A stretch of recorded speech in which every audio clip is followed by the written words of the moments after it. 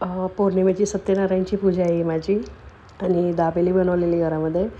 आणि एवढ्या गरमीमध्ये 2-3 ब्लँकेट घेऊन अंगावर झोपली होती. एवढी थंडी वाजून आली होती आणि ताप आला होता.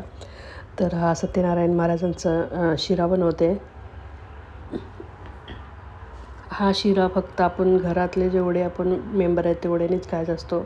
बाहेरचं कोण आले की त्यांना द्यायचा नसतो. हे असं ह्या सत्यनारायण महाराजांचं हे असं आहे. तर हे शिरा बनवत होती. थोडासाच बनवलेला, जास्त नाही.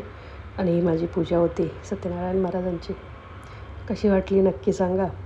आणि मी सत्यनारायणची महाराजांची पूजा करताना आपल्यावरती आहे, म्हणजे सगळेच असं करतात असं नाही. मी घरातल्या कुलस्वामीचा आणि गावदेवीचा पण मी फोटो ठेवते सत्यनारायण महाराजांच्या बरोबर. आणि लक्ष्मी विष्णूचा बी फोटो ठेवते मी. ही माझी पूजा झालेली आहे. फुलं खूप आणली होती त्यामुळे मी फुलं खूप वापरली होती ह्यावेळेस. छान वाटत होती, मस्त. हा प्रसाद होता. कशी वाटली ही माझी पूजा नक्की सांगा. सत्यनारायण महाराज की. आणि नंतर संध्याकाळी रोज 7 वाजता माझ्या घरात स्वामींची गाणी लावलेली असतात. तर इतकं सुंदर वाटतं ना, मला ते सॉन्ग एवढं आवडतं ना स्वामींचं, खूपच आवडतं. कशी वाटली ही पूजा बघा, छान आहे ना.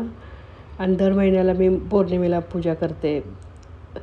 आणि आपल्या इकडे जेवढी मराठी लोक आहेत तेवढे सगळी पौर्णिमेला सत्यनारायण महाराजांची पूजा करतात. सगळे करतात का, तर ते मठामध्ये पण सांगतात आणि असं पण सगळ्यांच्या तोंडून ऐकायला भेटायला लागलं आहे की सत्यनारायण महाराजांची पौर्णिमेला पूजा करायची असते म्हणून. आणि हे गाणं मला एवढं आवडतं ना स्वामींचं, खूप आवडतं. किती सुंदर वाटतं हे ऐकायला बघा.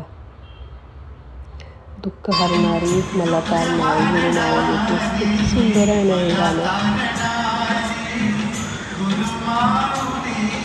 एकदम इतकं भारी वाटतं ना हे गाणं ऐकलं की, मस्तच वाटतं. आणि एवढा ताप वगैरे आला होता ना, तर दवाखान्यात गेलो होतो परत. खूपच ताप वगैरे आला होता. रात्रीचं दवाखान्यात गेलेलो. हे राहिलं डॉक्टर, म्हणजे फॅमिली डॉक्टर आहे, तिथे गेलेलो होतो. नंतर जे अहमदाबादमध्ये म्हणतात ना की माणिक चौक खाणेपिणेचं तिचं सगळे असतं, त्या साईडला गेलेलो कॅलेंडर घ्यायला, पण ती बंद होतं. पण इथे गर्दी बघा किती होती. इथे लोक लांबून लांबून यायला हे होतात, एवढं हे फेमस आहे मार्केट खायापियाचं हे. आत्तापासूनच गर्दी बघा किती आहे. एवढी गरमी आहे ना तरी पण गर्दी बघा किती आहे. हे आमचा रोजचा कायमचा यायचा रस्ता आहे. कॅलेंडर काय भेटलं नाही, पण परत तिथून निघून गेलो होतो. थोडी दुकानं बंद झाली होती, थोडी चालू होती. हे बघा इथे गूळ वगैरे असं ते सर्व भेटत होतं इथे. इकडे ह्या साईडला गुळांचं याचं असं डोकं वगैरे जाम झालं होतं ना. हे परत दाबेली केली होती, बटाटे शिजवलेले होते. हे मसाले शेंगदाणे आणले होते. आणि माझा चॅनल कसा वाटतो, माझ्या चॅनलला सबस्क्राईब करा, फॅमिली फ्रेंड्सबरोबर शेअर करा.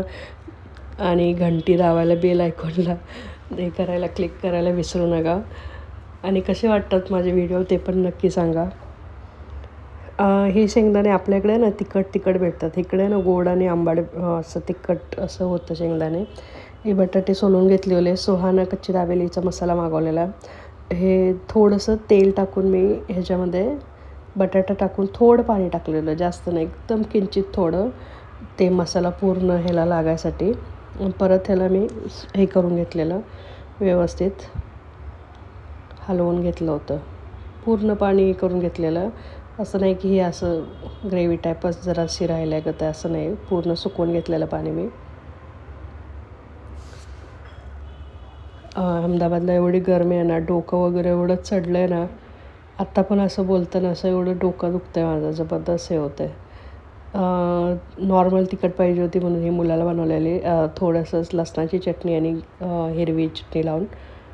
मला पण नॉर्मल तिखटच मी पण खाते, मुलगी जास्त तिखट खाते माझी. ते थोडंसंच लावलेलं, असं नाही की थोडं लावल्यामुळं दाबेली छान नाही झाली. दाबेली मस्तच झाली होती, खूप छान झालेली, शेंगदाणे वगैरे टाकून. हे तिखट खूप, ग्रीन कलर चटणी होती, खूप तिखट होती म्हणून थोडंच लावलेली. आणि हे होतं, लसणाची चटणी होती. आणि सॉस वगैरे काही लावलेला नव्हता.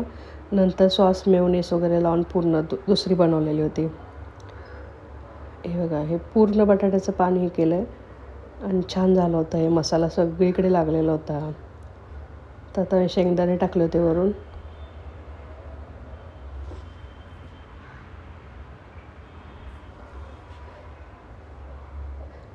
थोडीशी आपली नॉर्मल बाजारसारखी बनवली होती, परत बनवली होती. पण माझं डोकं खूप दुखत होतं म्हणून मुलगीने बनवलेली. त्याचा काही व्हिडिओ शूट केला नाही.